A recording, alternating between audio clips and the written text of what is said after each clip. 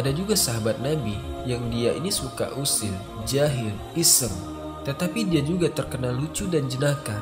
Dia sering membuat Rasulullah tertawa. Beliau adalah salah satunya sahabat Nabi yang berhasil membuat Rasulullah tertawa sampai terlihat gigi geraham. Disabdakan Nuaiman akan masuk surga sambil tertawa karena dia suka membuatku tertawa.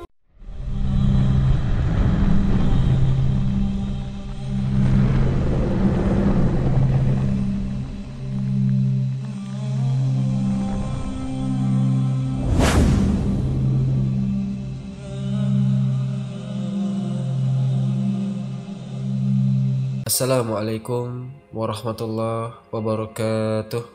Alhamdulillahi wahda, wassalatu wassalamu ala rasulillah. Sahabat Ferry Channel, rahimakumullah. Pada hari ini saya akan bercerita tentang kisah sahabat Rasulullah yang bernama An-Nuaiman ibnu Amr al-Ansari atau Nuaiman. Nuaiman adalah salah seorang sahabat Nabi yang merupakan penduduk Madinah dari kalangan kaum Ansor. Pada waktu perang Badar, dia turut berjihad bersama Rasulullah. Di kalangan para sahabat, Nuaiman, beliau terkenal sebagai sahabat yang suka bergurau, sehingga disabdakan oleh baginda, Nuaiman akan masuk surga sambil tertawa karena dia suka membuatku tertawa. Diketahui bahwa Nuaiman bin Amr ikut berjihad bersama Rasulullah. Di antaranya, beliau ada di dalam perang Badar, perang Uhud, perang Khandak, dan juga perang utama yang lainnya. Nuaiman dikenal sebagai seorang yang berhati ringan. Beliau cepat menjawab dan suka bergurau dengan orang lain, termasuk kepada Rasulullah SAW. Tidak didapati sejarah lahir yang dicatatkan tentang sahabat ini, tetapi sahabat ini meninggal dunia pada tahun 652 Masehi. Beliau berasal dari Bani An-Najjar, Madinah. Dan beliau juga termasuk orang-orang yang awal-awal masuk Islam. Nuaiman adalah salah seorang dari orang-orang yang berjanji setia kepada Rasulullah SAW pada perjanjian Aqabah yang kedua. Nah, Nuaiman menikah dengan saudara perempuan dari Abdurrahman ibnu Auf. Tapi sayang, An-Nuaiman pernah menjadi pemabuk berat semasa zaman Rasulullah SAW. Beliau ini suka ketangkap minum khamar, dan Nabi memerintahkan sahabat untuk memukul Nuaiman.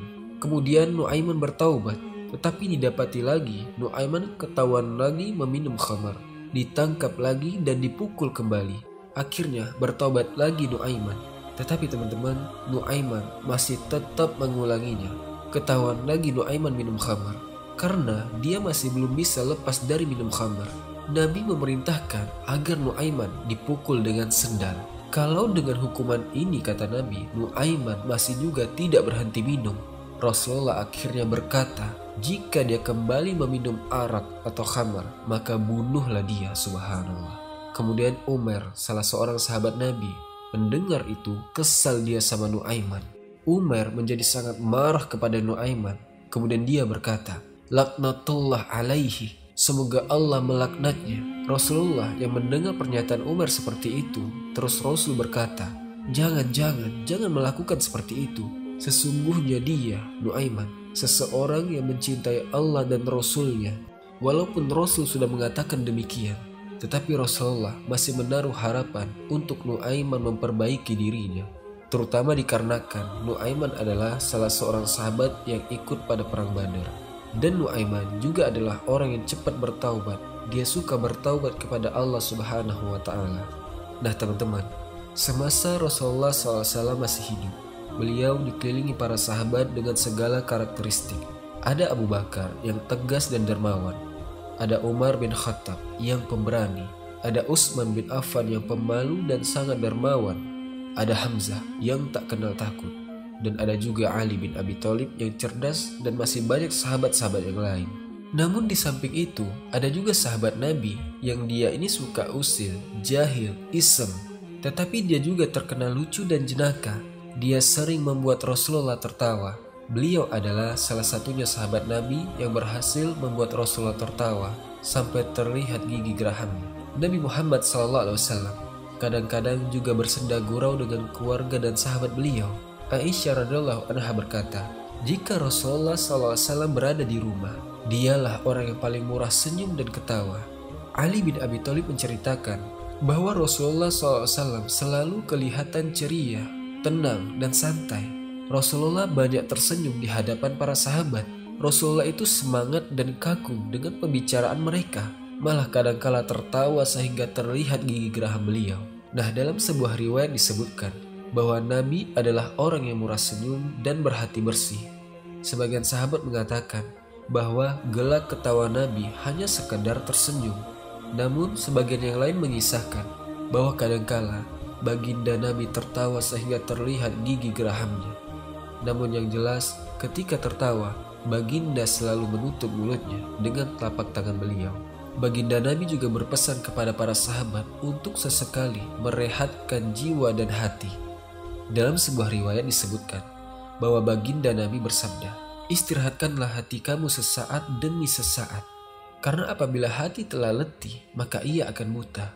Pada waktu yang lain, baginda Rasul juga bersabda, "Orang yang tidak bergembira dan tidak membuat orang lain gembira adalah orang yang tidak memiliki kebaikan." Rasulullah SAW banyak menerima gurauan Nuaiman, tetapi dengan perkara yang tidak melampaui batas. Nah, ada beberapa cerita tentang Nuaiman dan Rasulullah. Ibnu Majah menceritakan bahwa suatu ketika Nuaiman diajak oleh Sayyidina Abu Bakar untuk pergi ke negeri Syam, ke Busra. Negeri Syam itu saat ini meliputi wilayah Suriah, Libanon, Yordania, Palestina, dan sekitarnya. Umumnya orang-orang Quraisy pada masa itu mereka melakukan perjalanan untuk berdagang. Mereka membawa dagangan dari Mekah untuk dijual ke Syam, dan sebaliknya mereka membeli dagangan dari Syam kemudian dijual lagi di kota Mekah. Ketika itu Abu Bakar mendatangi Rasul untuk meminta izin. "Ya Rasulullah, saya meminta izin. Saya ingin mengajak 2 orang sahabat kita untuk berdagang." Kemudian Rasul bertanya, "Siapa yang mau kau ajak wahai Abu Bakar?" Abu Bakar kemudian menjawab, "Nuaiman ya Rasulullah," kata Abu Bakar sambil tersenyum. Kemudian juga Suwaibid bin Harmalah ya Rasulullah. Diyakinkan sama Rasul, "Wahai Abu Bakar, engkau yakin mau ngajak Nuaiman?" "Iya ya Rasulullah," kata Abu Bakar sambil tersenyum kembali. "Baiklah," kata Rasul, "saya beri izin untuk kalian berangkat." Jadi teman-teman, sebetulnya wajar sekali jika Rasulullah memastikan apakah sungguh-sungguh Abu Bakar akan mengajak Nuaiman, apalagi untuk kepentingan bisnis, kepentingan dagang. Soalnya Nabi itu tahu Nuaiman itu orangnya seperti apa. Nyeleneh, suka iseng. Dia sangat jahil. Sudah berapa orang sahabat pernah menjadi korban kejahilan Nuaiman. Bahkan Rasulullah sendiri pernah menjadi korban keisengan dari Nuaiman. Jadi pernah suatu ketika Nuaiman sedang mabuk berat. Setelah dia sadar dari mabuknya, Nuaiman merasa perutnya sangat lapar. Maka tanpa pikir panjang, Nuaiman memesan banyak sekali makanan. Kemudian Nuaiman membawa makanan itu kepada Rasulullah yang saat itu sedang berkumpul dengan para sahabat. Nuaiman pun membagikan semua makanan itu kepada semua para sahabat. Kemudian Nuaiman berkata, "Hari ini kita ada rizki, mari kita makan bersama-sama." Maka dengan semangat semua sahabat beserta Rasul makan. Setelah makanan itu habis, Rasulullah dan para sahabat mau kembali ke masjid. Akan tetapi Nuaiman mencegahnya. "Mau kemana ya Rasulullah?" "Mau ke masjid ya Nuaiman." Kata Nuaiman, "Masa habis makan tidak mau bayar?" Rasulullah tersenyum. Kemudian balik bertanya, "Ya Nuaiman, bukankah yang pesan makanan adalah kamu?" "Betul ya Rasulullah, yang pesan makanan memang saya. Tapi di mana-mana raja itu mengayomi rakyatnya. Rasulullah mentraktir umatnya. Masa saya yang harus membayari Rasul dan para sahabatnya?" Maka mendengar itu Rasulullah tertawa.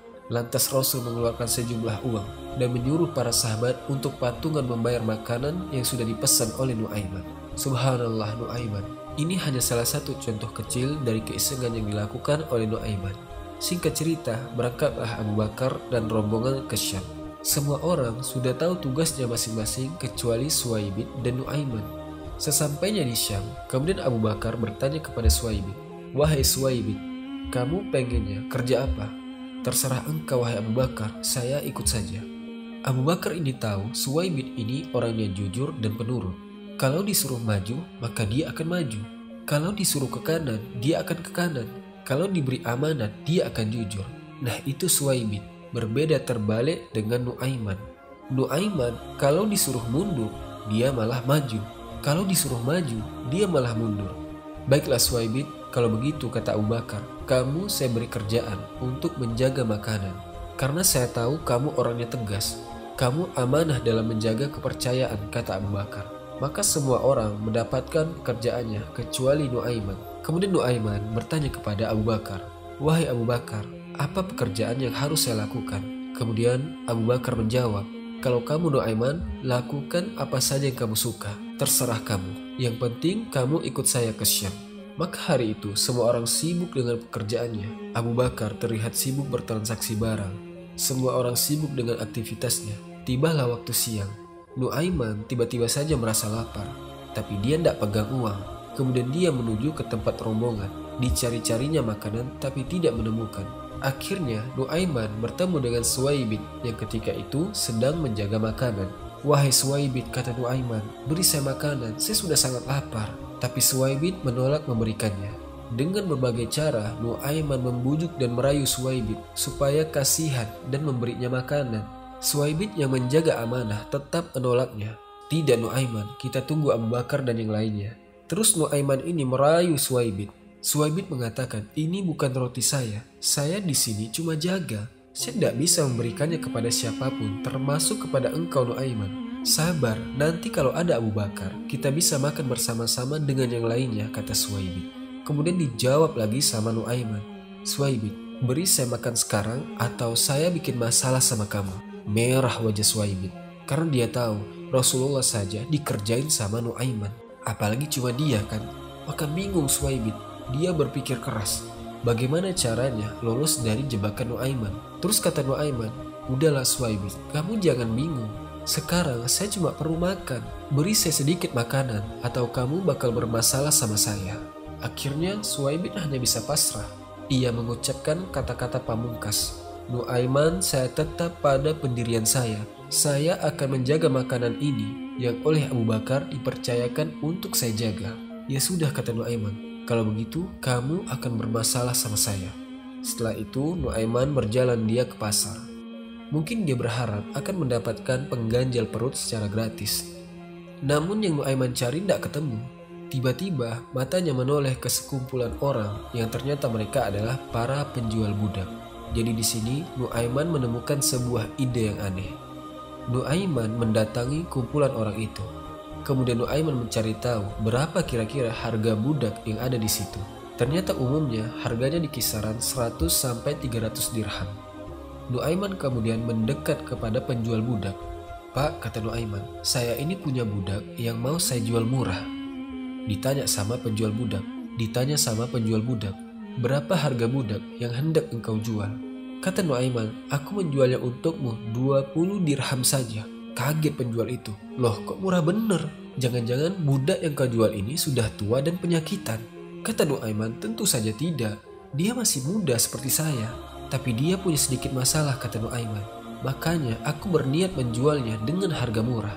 Si penjual bertanya kepada Nuaiman, emang apa masalahnya? Nuaiman berkata, budak saya ini, dia itu tidak mau mengakui kalau dia itu budak. Dia selalu mengaku kalau dia itu manusia merdeka. Itu saja cacatnya.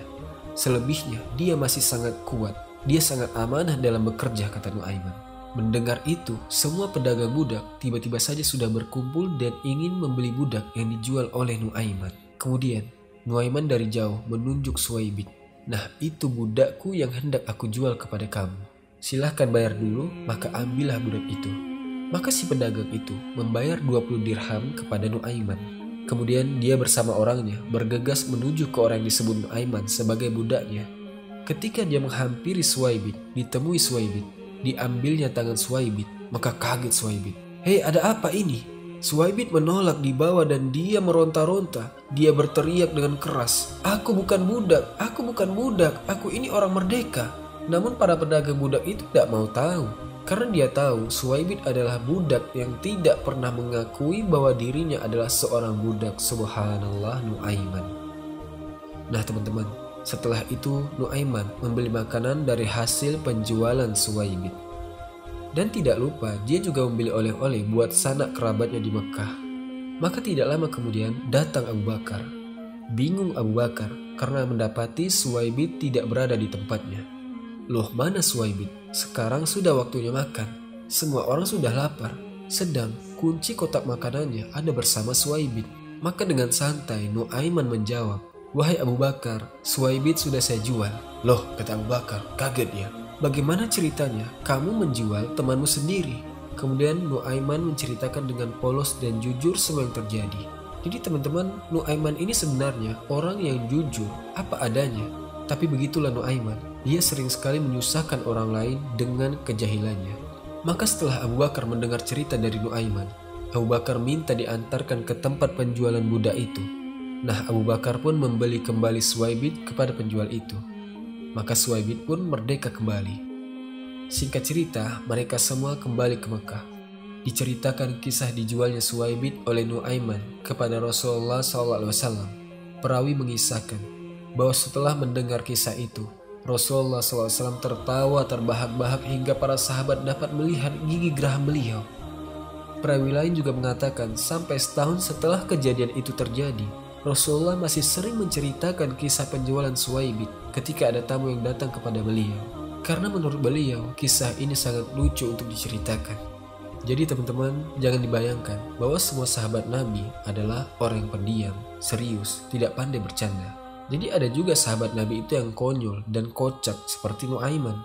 Pernah juga suatu ketika, Rasulullah didatangi petinggi dari beberapa kerajaan tetangga.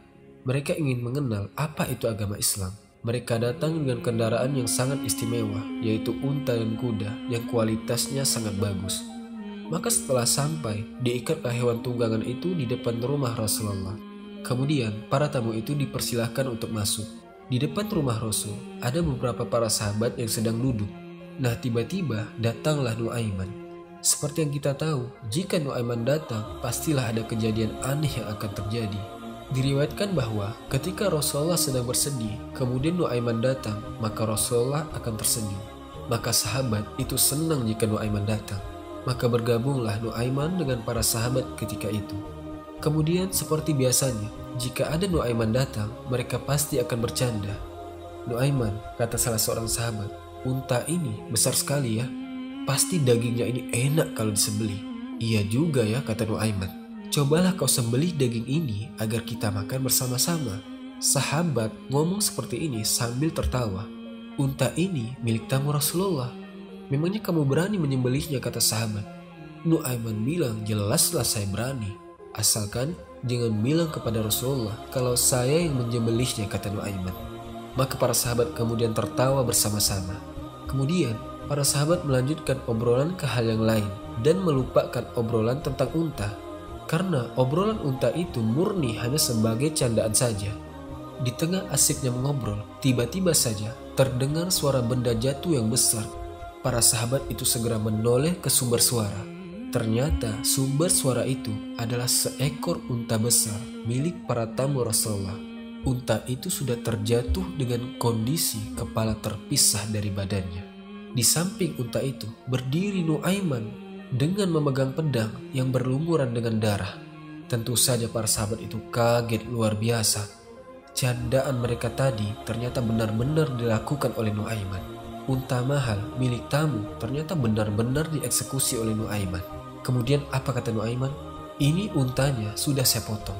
Saya mau pergi sebentar. Kalau Rasulullah cari saya, jangan beritahukan saya di mana.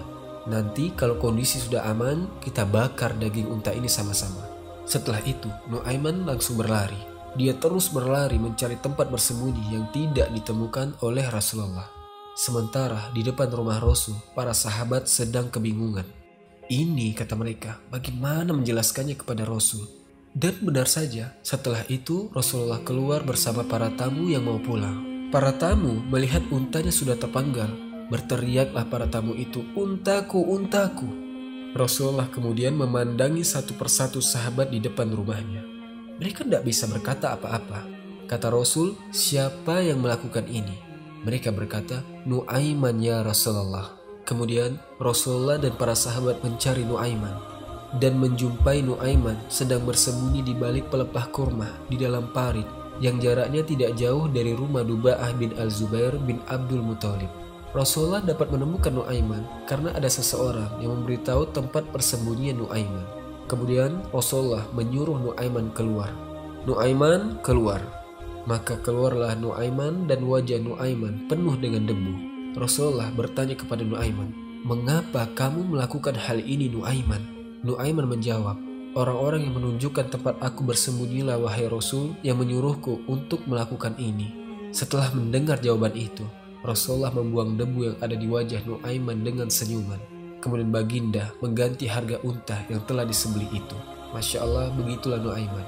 Di balik keusilan dan kejahilannya, dia selalu sukses membuat Rasulullah tersenyum bahkan tertawa. Seorang sahabat yang polos dan lugu, tapi selalu dekat dengan Rasulullah, mencintai Allah dan Rasulnya. Maka selesailah kisah Nuaiman yang Nabi sabdakan, Nuaiman akan masuk surga sambil tertawa, karena dia suka membuatku tertawa. Barakallahu fikum, lebih kurangnya saya mohon maaf, semoga ada manfaatnya.